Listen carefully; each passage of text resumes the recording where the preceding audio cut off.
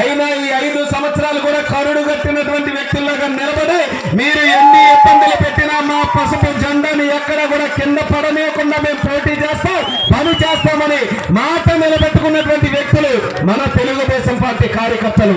అందుకని 50 రోజులు కూడా అదే నిబద్ధతతో పనిచేద్దాం, అదే చైతన్యంతో పనిచేద్దాం.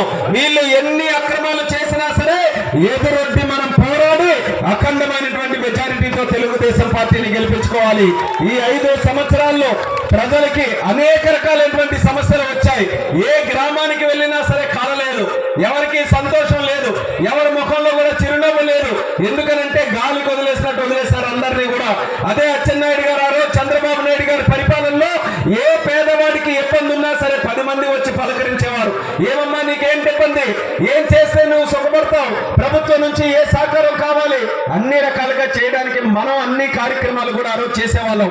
ఒక్కసారి గుర్తు చేస్తాను చంద్రన్న పరిపాలన ఏ రకంగా ఉండేదో. ఆ రోజు చంద్రబాబు నాయుడు గారు పరిపాలించినప్పుడు మన అందరి కుటుంబాలకి జాగ్రత్తగా భరోసా ఇవ్వాలని చంద్రన్న బీమా పెట్టిన నాయకుడు నారా చంద్రబాబు నాయుడు గారు. ఆ చంద్రన్న బీమా పెట్టడం వల్ల మనలాంటి కుటుంబాల్లో దురదృష్టవశాత్తు ఎవరైనా చనిపోతే, యాక్సిడెంట్ లో మరణిస్తే 5 లక్షల రూపాయలు వాళ్ళ ఇంటికి చేర్పించే బాధ్యత మన తెలుగుదేశం పార్టీ తీసుకున్నాం. ఈ రోజు ఉందా చంద్రన్న బీమా? ఒక్క పైసా కూడా ఎవరు చనిపోతే ఒక్క పైసా ఈ రోజు అందించలేకపోతున్నారు. చంద్రబాబు నాయుడు గారు ఆడపడుచులకి అందరికీ చూసి నాకు అక్క చెల్లెమల్లా పని మా అక్క చెల్లెమల్లాగా నేను చూసుకుంటానని 2 పర్యాయాలు పసుపు కుంకు ప్రతి ఒక్క మహిళకి 18 సంవత్సరాలు దాటి ఏ పార్టీ అయినా, ఏ వీధైనా, ఏ కులమైనా, ఏ మతమైనా, ఏ ప్రాంతమైనా ఏది కూడా చూడకుండా ప్రతి ఆడపడుచుకి 10,000 రూపాయలు ఇచ్చినటువంటి అన్న మన అన్న చంద్రబాబు నాయుడు గారు అనేది కూడా గుర్తు చేస్తున్నారు. అదే జగన్మోహన్ రెడ్డి వస్తే ఏమమ్మా అందరికీ ఏమైనా చేశాడా? 45 నుంచి 60 సంవత్సరాలకే ఒక పథకం అని తీసుకొని వచ్చాడు. 45 సంవత్సరాల కింద ఉన్నటువంటి ఆడపడుచులు వాళ్ళ కష్టాన్ని ఎవరు చూసుకునేది, వాళ్ళకున్న సమస్యలు ఎవరు పరిష్కరించేది? ఒక్క పైసా అంటే ఒక్క పైసా ఆడపడుచులకు ఇవ్వట్లేదు. ఆ మోసం అక్కడ చేస్తున్నాడు. అలాగే ఆడపడుచులకి మరొక హామీ ఇచ్చాడు జగన్మోహన్ రెడ్డి. ఏమని? మద్యపాన నిషేధం చేస్తామని, మందు లేకుండా రాష్ట్రంలో చేస్తామని. తీరా ముఖ్యమంత్రి అయిన తర్వాత అదే మందు మీద వ్యాపారం చేస్తున్నటువంటి పాపప్పుడు ఈ జగన్మోహన్ రెడ్డి అని తెలియజేస్తున్నాడు. ఆ రోజుల్లో 80 రూపాయలకి క్వార్టర్ బాటిల్ వస్తే ఈ రోజు ఎంతకు వస్తుంది క్వార్టర్ బాటిల్? 250 రూపాయలు.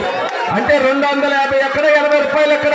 చంద్రన్న ఉన్నప్పుడు 80 రూపాయలు ఉంటే ఇదే జగన్మోహన్ రెడ్డి రోడ్లంతా తిరిగి 80 రూపాయలు ఖర్చు పెడితే రోజుకి మీ తాలూకు ఆస్తులన్నీ కూడా తగలబెట్టేస్తున్నారు. తాగుడికి బానిసై మీ కుటుంబాలు ఇబ్బందులు పడుతున్నాయి.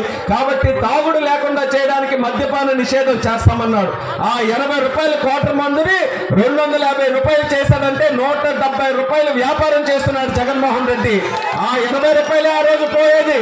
ఈ రోజు 250 రూపాయలు చేసిన తర్వాత రోజుకి 170 రూపాయలు మీ దగ్గరే జగన్మోహన్ రెడ్డి లాక్కుంటున్నాడు. అంటే నెల తిరిగేసరికి కనీసం 4,000 రూపాయలు మీరే జగన్మోహన్ రెడ్డికి ఇస్తున్నారు. ఏ పథకం ఇది? నాన్న బుడ్డి పథకం కింద మీరు కడుతున్నారు జగన్మోహన్ రెడ్డికి. అంటే నెలకి 4,000 రూపాయలు అంటే సంవత్సరానికి ఎంత? సుమారు 48,000 రూపాయలు. అంటే 48,000 రూపాయలు కేవలం మందు మీద రేటు పెంచి జగన్మోహన్ రెడ్డి మీ ఇంటి దగ్గర ఈ రోజు లాక్కుంటున్నాడు. అలాగే కరెంటు ఛార్జీలు పెంచాడు. చంద్రన్న ఉంటే 50 రూపాయలు బిల్లు వస్తే ఈ రోజు కనీసం 300 దాటి వస్తుంది. ఎందుకు వస్తుందరా అంటే వాడు సమాధానం చెప్పే పరిస్థితుల్లో లేడు. ఇంటి మీద పన్నేస్తున్నారు, చెత్త మీద పన్నేస్తున్నారు, నీటి మీద పన్నేస్తున్నారు, గ్యాస్ దిమ్మల తాలూకు రేట్లు పెంచారు. ఈ రోజు పప్పు గాని, పెట్రోల్ గాని, ఉప్పు గాని, నూనె డబ్బా గాని ఏది కూడా ఒక సామాన్యుడు కొనాలనంటే కొనే పరిస్థితుల్లో కూడా ఈ రోజు లేడు. దీనికి కారణం జగన్మోహన్ రెడ్డి. ఆయన వచ్చిన తర్వాత పేదవాళ్ళ దగ్గర కూడా ఏదో ఒక రకంగా డబ్బులు లాక్కోవాలని ఈ రకమైనటువంటి వ్యవహారం తీసుకొని వచ్చాడు.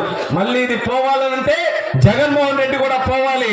అందుకనే మళ్ళీ చెప్తున్నాను ప్రజలందరికీ, చంద్రబాబు నాయుడు గారిని గెలిపించాల్సినటువంటి అవసరం ప్రతి ఒక్క పేదవాడు, ప్రతి సామాన్యుడు, ప్రతి ఒక్క వ్యక్తికి కూడా ఈ రోజు ఉంది. అందుకని రాబోతున్నటువంటి ఎన్నికల్లో సైకిల్ గుర్తు మీద ఓటు వేసి ప్రతి ఒక్కరు కూడా చంద్రన్నని గెలిపించాలి.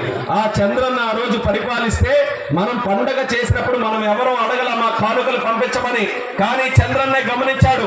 ఏదో పేద కుటుంబంలో ఆ పూటకి సరుకులు లేకపోతే ఇంటిలో వంట జరగదేమో, పండగ పూట సంతోషంగా గడపలేరేమో, నేనున్నానని భరోసా ఇవ్వడానికి ప్రతి సంక్రాంతి అంటే 5 సంక్రాంతులు